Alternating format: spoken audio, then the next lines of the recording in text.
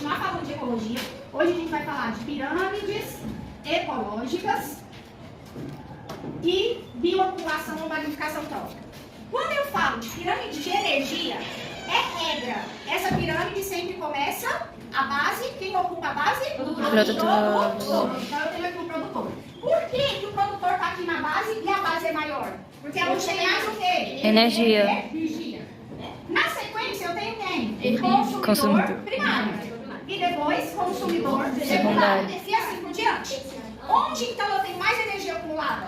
Na base. Onde eu vou ter menos energia? No topo. No topo. Então, essa pirâmide ecológica, ela se chama pirâmide de energia.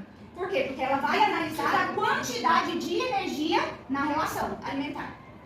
Aí depois nós temos um outro tipo de pirâmide, que é a pirâmide de números. O que a pirâmide de números vai analisar? A quantidade de indivíduos que participam da cadeia.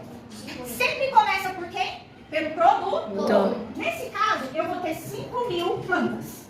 Para 5.000 plantas, eu terei 500 gafanhotos. Para 500 gafanhotos, eu terei uma ave. Eu estou considerando energia aqui? Não. Mas a gente sabe que onde tem mais energia nessa pirâmide? Na base. Eu estou considerando o quê? O número, ou seja, a quantidade de indivíduos que fazem parte dessa pirâmide. Coincidentemente, essa pirâmide aqui, ela está o quê? Ela está harmônica. É o desenho realmente de uma pirâmide. Eu tenho uma base maior e topo menor. É um triângulo, concorda? Então eu tenho 5.000 plantas que serão consumidas por 500 gafanhotos que ao longo da vida são consumidos por uma ave. Então eu tenho aqui quantidade de indivíduos. E essa pirâmide que analisa a quantidade se chama pirâmide de Números. Acontece que eu posso ter uma pirâmide invertida. Por quê? Vamos supor aqui que eu tenho 3 ipês, que é aquela árvore que dá as flores bonitas aí. Tenho 3 ipês. Para 3 ipês, eu tenho 1.000 besouros. Para 1.000 besouros, eu tenho 20 aves. Então eu fiquei com uma base menor, um meio maior e o topo menor que o meio. Eu estou considerando os números de indivíduos? Sim. Se eu fosse considerar a energia, onde tem mais energia? Nos ipês. Ah, professora, mas tem 1.000 besouros. Mas onde que tem mais energia armazenada? Nos produtores. Mas aqui o que eu estou considerando? O que eu estou considerando? Números. E por que ela é invertida? Porque tem menos produtores em relação aos consumidores. Por isso que é uma pirâmide invertida de números.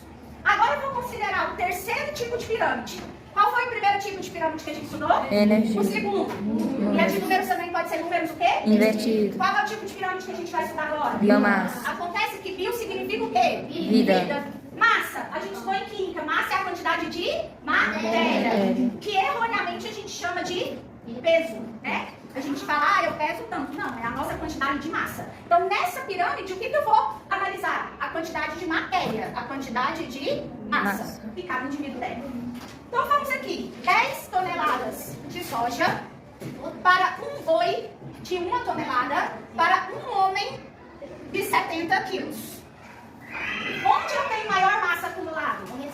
Onde eu tenho maior massa? Soja. Depois, boi. Depois, homem. Tá ok. Se fosse de energia, soja, boi e homem. Então, essa pirâmide de biomassa, ela tá harmônica. Mas, eu posso ter uma pirâmide de biomassa invertida? Sim. Se eu considerar uma baleia de 10 toneladas, se eu considerar o zooplâncton, que serve de alimento para a baleia, e se eu considerar os fitoplânctons, quando eu analiso a massa desses seres vivos, quem vai ter maior quantidade de massa? A baleia.